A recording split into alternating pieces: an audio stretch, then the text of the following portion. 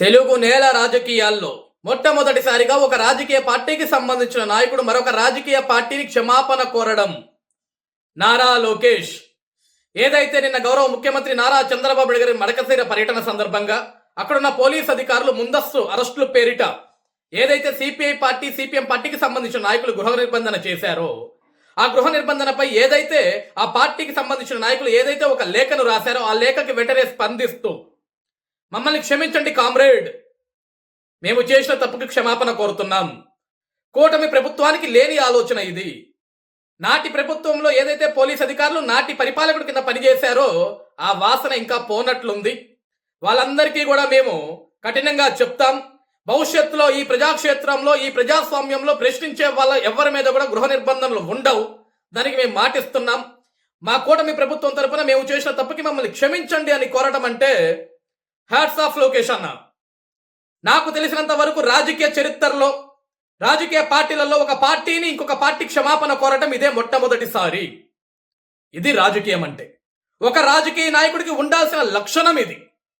ఒకప్పుడు ఇదే ఆంధ్రప్రదేశ్ రాష్ట్రంలో ఏదైతే వైసీపీ పార్టీ ఉందో ఆ పార్టీకి సంబంధించిన వ్యక్తులు ఇదే వ్యక్తి నారా లోకేష్ గారి గురించి అనేక అవమానాలు చేశారు, అనేక హేళనలు చేశారు, అనేక ఇబ్బందులు పెట్టారు. ఎంతమంది ఎంత అవమానం చేసినా ఎన్ని మాట్లాడినా సరే నవ్వుకుంటూ పక్కకు వెళ్ళిపోయాడు తప్ప ఏ రోజు కూడా వాళ్ళ మీద విచక్షణ రహితంగా మాట్లాడటం ఎప్పుడు కూడా నారా లోకేష్ గారు చేయలేదు.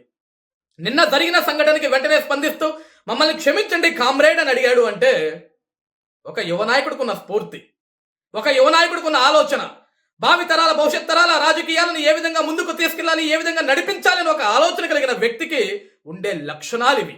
ఏ రోజున గడిచిన 5 సంవత్సరాల్లో వైఎస్ జగన్మోహన్ రెడ్డి లాంటి వ్యక్తి ఈ విధంగా ఒక క్షమాపణ లేఖ ఎవరికైనా రాశాడా? ఆడపడుచుల్ని బూటు కాళ్ళతో తన్నించాడు, ఏ ఒక్క ఆడ కూతురు కన్నా ఒక లేఖను రాశాడా? అన్యాయంగా రైతన్నల మీద కేసులు పెట్టి ఎస్సీ ఎస్టీ కేసులు పెట్టి జైళ్ళకి తరలించాడు, ఏ ఒక్క రైతనకన్నా క్షమించమని ఒక లేఖను రాశాడా?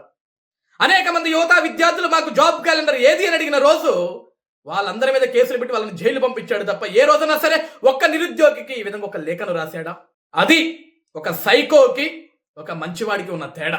ఈరోజు నిజంగా లోకేష్ అన్న మీ వెంట నడవటం, మీతోటి నడవటం, మీ కింద మేము పని చేయటం, మీ అడుగుజాడల్లో మేము అడుగు వేయటం ఈరోజు మాలాంటి ఎంతో మంది యువతకి అదొక స్ఫూర్తిదాయకం.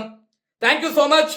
ఏదైతే మీ మీద మేము ఒక నమ్మకాన్ని పెట్టుకున్నామో ఆ నమ్మకాన్ని ఇంకా మాలో పెంచి ఈరోజు ఆంధ్రప్రదేశ్ రాష్ట్రంలో నారా లోకేష్ అంటే రాజకీయ నాయకుడు మాత్రమే కాదు, ఒక మంచి మనసున్న వ్యక్తిగా, ఒక ఆంధ్రప్రదేశ్ రాష్ట్రమే కాదు ప్రపంచం మొత్తం కూడా మెచ్చుకునే వ్యక్తిగా నువ్వు మారుతున్నావు.